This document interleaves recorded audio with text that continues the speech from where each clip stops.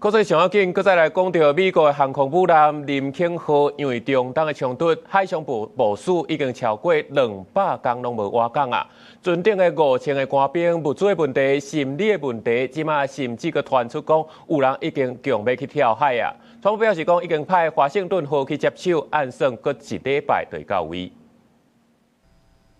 美国中央司令部发布司令古博亲身探视林肯号的影像记录，画面会当看到古博甲海军官兵交谈，为官兵加油。古博16日发文表示，林肯号的心理健康相关病例数是美军11架现役航舰当中上少的几只之一。伊也坦白承认，长时间海上部署对官兵来讲相对艰难，也真有挑战。古博当时学了林肯号的领导阶层，甲官兵心理健康列做优先事项。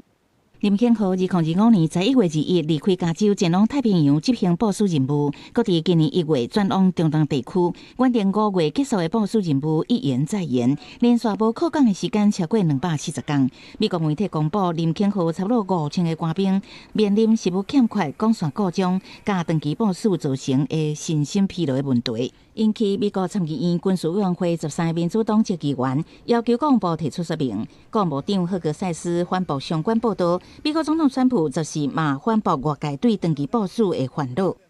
That ship is moving right now, or very shortly, and it's being replaced with another very similar ship. No, not nearly long enough. Thank you, everybody.